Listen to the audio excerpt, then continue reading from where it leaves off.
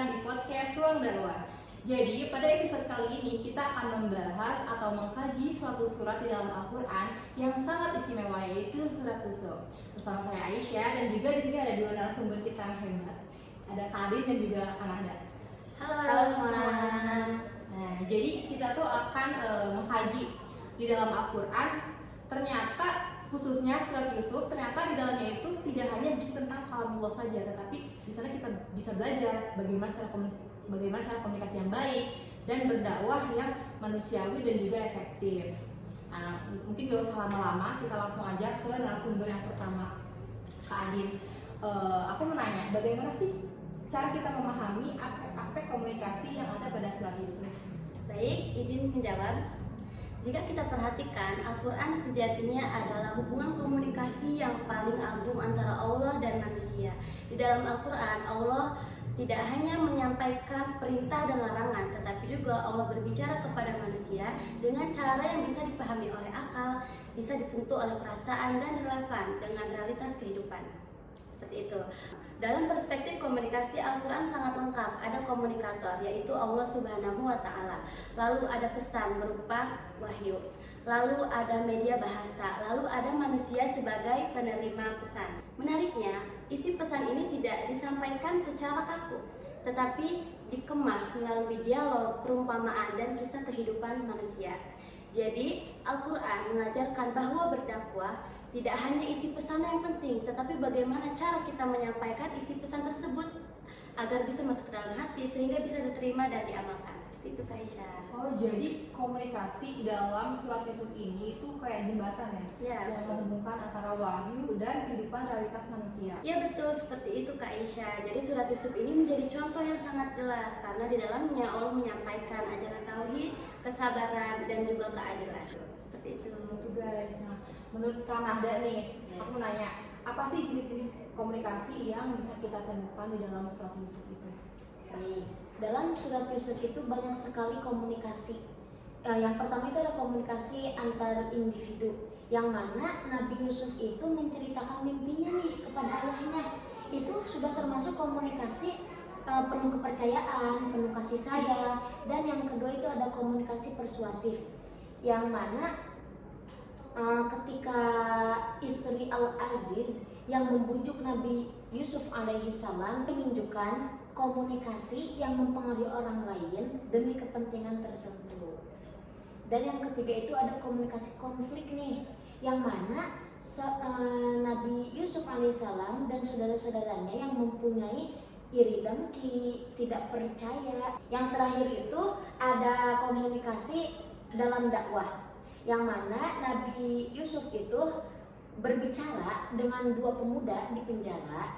Namun sebelum Nabi Yusuf menafsirkan mimpinya itu, terlebih dahulu Nabi Yusuf mengajak mereka untuk mengenal Allah Subhanahu wa Ta'ala. Jadi gitu Kak Aisyah. Jadi banyak ya kisah-kisah yang menggambarkan jenis-jenis komunikasi, dan setiap kisahnya itu punya tujuan komunikasi yang berbeda-beda. Benar.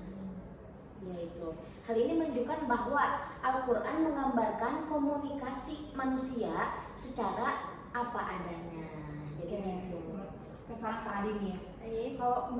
Kalau melihat dari aspek dakwah, Nabi Yusuf itu menggambarkan metode dakwah yang kayak gimana sih? Dia tuh kayak menggunakan metode dakwah yang seperti apa? Baik, jika kita melihat kisah Nabi Yusuf dari sisi dakwah, ada 3 metode yang bisa kita ambil yang relevan hingga saat ini. Yang pertama itu ada dakwah bil hikmah, yang kedua ada dakwah mau'izah hasanah, dan yang ketiga dakwah bil jaddi hiyalati ahsan. Yang pertama tadi ada dakwah bil hikmah. Jadi dakwah bil hikmah ini adalah dakwah dengan kebijaksanaan dan ketenangan. Jadi Nabi Yusuf tidak membalas semua kejahatan para saudara-saudaranya dengan kejahatan kembali, dengan kebencian, tetapi Nabi Yusuf menjalani semua ujian yang Allah berikan kepada Nabi Yusuf dengan kesabaran dan menaruh sepenuhnya kepercayaan kepada Allah Subhanahu wa Ta'ala. Jadi sikap ini sendiri, sikap yang telah dilakukan oleh Nabi Yusuf adalah dakwah yang kuat. Lalu yang kedua, dakwah bil mau'izah hasanah, yaitu menyampaikan kebaikan dengan kelembutan. Jadi ketika di dalam penjara, Nabi Yusuf tidak langsung menceritakan mimpinya kepada teman-teman yang di penjara. Tetapi Nabi Yusuf terlebih dahulu mengajak teman-teman sekitarnya untuk mengenal Allah Subhanahu wa Ta'ala. Ini menunjukkan bahwa dakwah yang baik bisa dimulai dari membangun kesadaran, bukan memaksakan ajaran. Seperti itu. Lalu yang terakhir yaitu dakwah yang ketiga, dakwah berjadi ihsan, yaitu berdialog dengan cara yang benar. Jadi Nabi Yusuf alaihissalam menyampaikan dakwah dengan argumentasi yang paling benar dan juga bahasa yang santun dan bisa diterima oleh para masyarakat. Seperti itu Kak Aisyah. Makasih Kak Adi penjelasannya. Oke, pertanyaan yang terakhir nih Kanada. Menurut Kanada, apa sih hikmah utama dalam surat Yusuf dan kedudukan atau perannya dalam perjalanan dakwah Rasulullah SAW? Oke, baik. Dalam surat Yusuf diturunkan pada masa yang sangat berat bagi Nabi Muhammad SAW yang dikenal sebagai tahun kesedihan beliau. Surat ini menjadikan penguat hati Rasulullah bahwa kesulitan itu tidak menjadi dalam kegagalan berdakwah. Ada pula beberapa hikmah besar dari surat Yusuf, antara lain kesabaran akan membawa kemuliaan, rencana Allah akan lebih baik daripada rencana kita sebagai manusia, sebagai hambanya. Yang terakhir yaitu dakwah membutuhkan waktu dari keteguhan dan keikhlasannya. Nah, selain itu juga surat Yusuf menunjukkan bahwa cerita atau kisah merupakan media dakwah yang sangat efektif karena mudah menyentuh perasaan dan melekat dalam ingatan. Jadi gitu Kak. Masya Allah, luar biasa banget. Nah gitu guys, jadi pada podcast kita kali ini tuh kita belajar bahwa ternyata surat Yusuf ini gak hanya menceritakan tentang masa lalu Nabi Yusuf aja, tetapi di dalamnya kita bisa dijadikan pedoman bagaimana kita berkomunikasi, berdakwah yang relevan hingga saat ini. Oke, mungkin cukup segitu aja. Terima kasih banyak kepada Kak Adin dan Kanada, juga pada teman-teman yang udah menyimak podcast kita dari awal sampai akhir.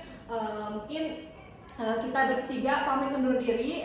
See you di next podcast. Wassalamualaikum warahmatullahi wabarakatuh.